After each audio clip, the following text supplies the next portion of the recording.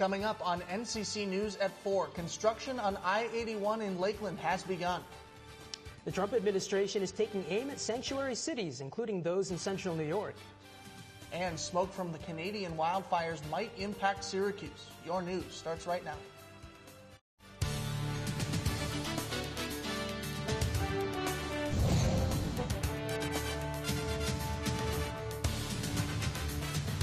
Good afternoon and welcome to NCC News at 4. I'm Caleb Spinner. And I'm Cedric Derecho. Let's get to our top story.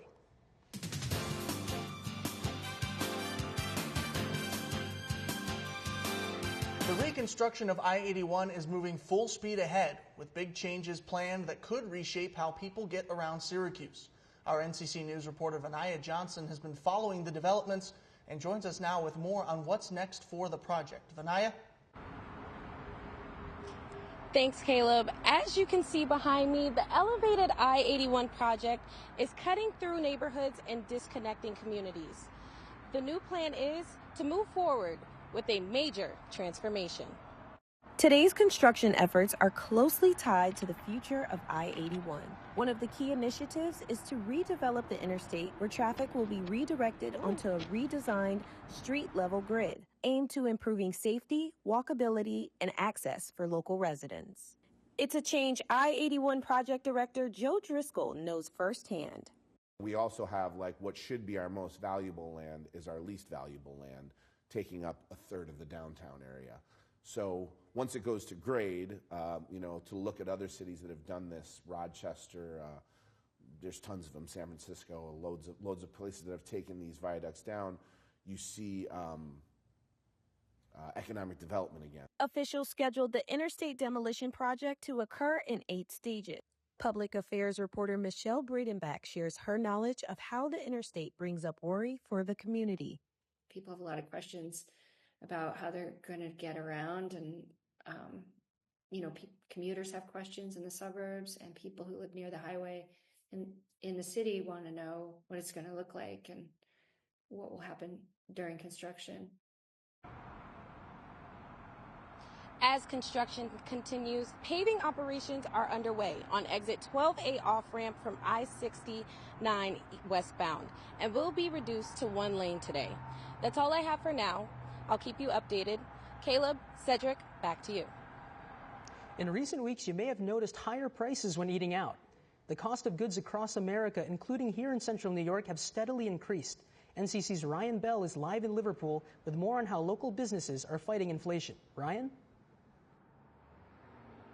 That's right, Cedric. The effects of inflation are hitting hard across the country, and central New York is no different. Here at Garden View Diner, owners and customers alike are facing the challenges of rising prices. While much of the national attention has turned to the rising cost of eggs, other goods have also increased, causing surcharges and menu hikes. According to the U.S. Bureau of Labor Statistics, food products specifically have seen a jump of more than 2.5% in the last 12 months. Here in Liverpool, Garden View Diner owner Nick Ioannidis says he's tried his best to keep prices steady, but there's only so much he can do. We just recently changed our menu at the beginning of March, and that was in response to a lot of products going up, but that hadn't changed in 2 years. We also spoke to owners in Baldwinsville and Syracuse who have had to raise their prices due to inflation. They say they think the price of goods will continue to fluctuate. In Liverpool, Ryan Bell, NCC News. Syracuse is on a list of more than 500 sanctuary jurisdictions released yesterday by the Trump administration. The administration says that these jurisdictions are endangering American citizens and preventing the enforcement of federal immigration laws. The list includes a dozen cities in New York, as well as the state of New York itself. The race for the next mayor of Syracuse is becoming clearer. Last night's debate between the 3 Democratic Party candidates was the first time that Pat Hogan, Chol Majoke, and Deputy Mayor Sharon Owens all shared a stage. The trio were asked questions on the city's incoming Micron factory, I-81 project, and compliance with federal immigration policy. The price of tickets in New York could drop ahead of the busy summer concert season. A new bill proposed by Senator James Skoufis aims to prevent scalpers from upcharging resale tickets and cap fees at 25%. Artists on apps like Ticketmaster would be able to opt in, limiting resale tickets to no more than their original price. Skoufis has until June 17th, the end of this legislative session, to get his bill passed. The Rite Aid sign at the intersection of Taft Road and Route 11 is being taken down. The sign has been up since the early 1950s, despite the store having closed in 2003. The Gelsiman family, which owns the property, says the heart-shaped sign will remain. Toyota has recalled more than 440,000 trucks from dealerships across the country. The recall comes from an issue with the lights, which Toyota says can affect visibility. Tundra and Tundra hybrid models built between 2022 and 2025 are the focus of the new recall. Owners should take their vehicle into a Toyota dealership where repairs will be made for free. Questions on the recall can be called in to Toyota customer service. Wildfires in Canada could bring another weekend of gray to New York skies. Smoke from the fires is expected to appear in Buffalo as soon as tonight. That haze will remain over western New York into Saturday morning before slowly moving east. It is believed the smoke will dissipate steadily during this move. Meteorologists say the effect on the state's air quality is unknown.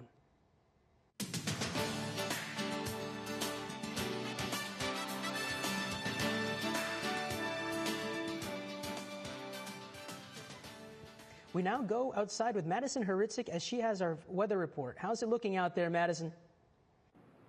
Thanks, Cedric. Well, the nice thing about today is that the sun has made an appearance for the first time in quite a while.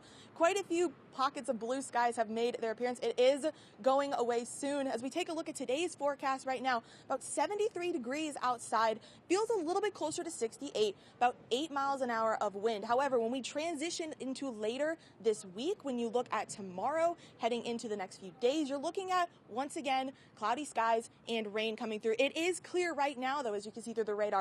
Nothing coming in the area until much later into tomorrow morning, early hours. Now, when you look across the area, you're looking at upper 60s, low 70s until you get further out west towards Buffalo, which is about 62 degrees right now. Elsewhere, Binghamton's at 64, Glen Falls 67, Rome 75, Syracuse hovering around 71 degrees. But as I mentioned earlier, those rainy skies are going to be coming back tomorrow morning, about a 37% chance of rain, and that is going to continue throughout the rest of tomorrow and into the weekend. Yes, that means it is going to be another weekend in central New York with no sunshine. Both tomorrow and Sunday looking pretty gray and gloomy. However, as we move into Monday, Tuesday, Wednesday, we're going to start to really see that June weather that we all have been missing, I'm sure.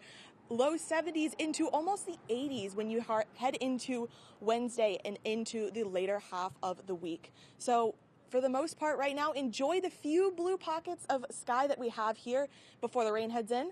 Cedric and Caleb, back to you guys in the studio. Well, thanks for that, Maddie. Coming up next on NCC News at 4. The Knicks look to stave off elimination against the Pacers.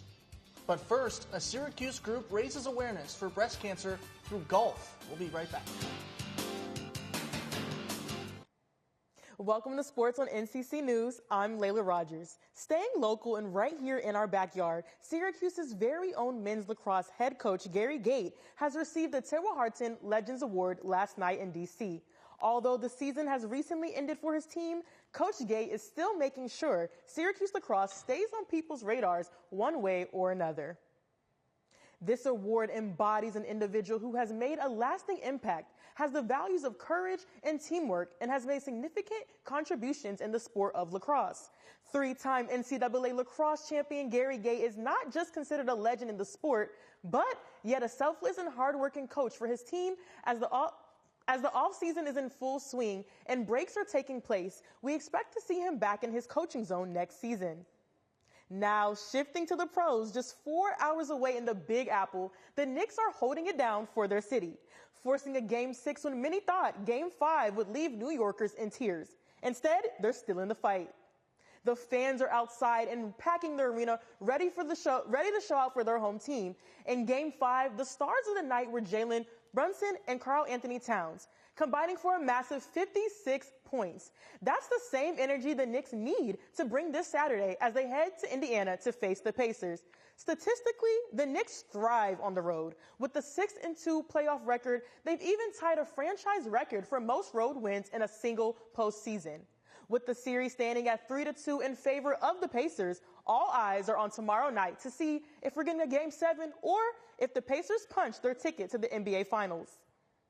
Sticking with the pros from the court to the ice up in Canada, the Edmonton Oilers are back on top, locking in their second straight NHL Western Conference title.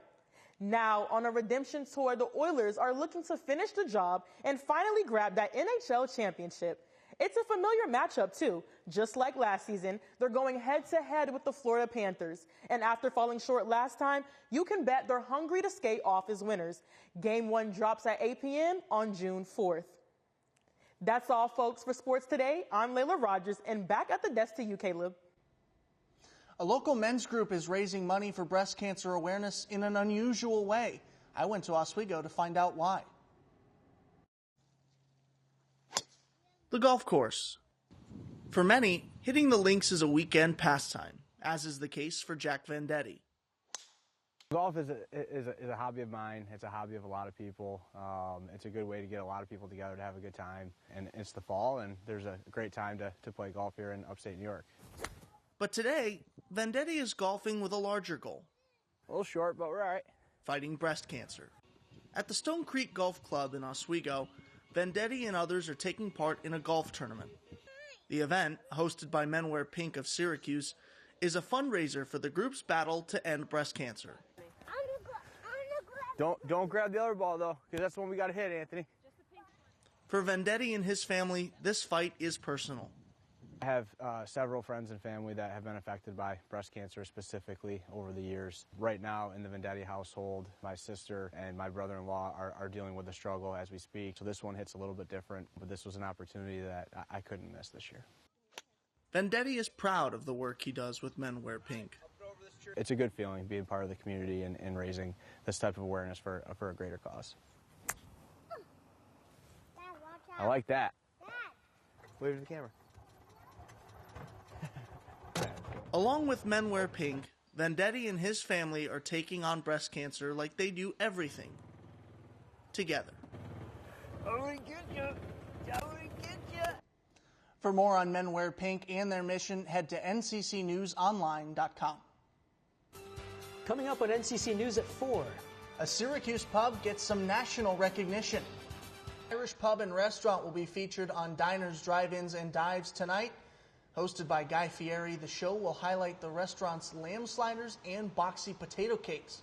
Kitty Hoynes first appeared on the show in 2012 when Fieri raved about the Reuben fritters and the Irish meatloaf. The show will air at 9 p.m. tonight on Food Network. And Cedric, boxy potato cakes, lamb sliders, do either of these things sound appealing to you? It sounds good. I might have to go down to Kitty Hoynes and try them. I haven't tried them before. Have you? I have a feeling that we'll be partaking in a lot of those over the course of this summer. And how about this? An elephant seal was found wandering the streets in South Africa. The nearly 2-ton marine mammal blocked the traffic near Cape Town. It took nearly 9 hours to return it to the coast. Look at that thing. That's awesome. I mean, weird that it was obstructing traffic, but it still looks nice. That's all the time we have for today on NCC News at 4. For today's top stories and more, visit nccnewsonline.com.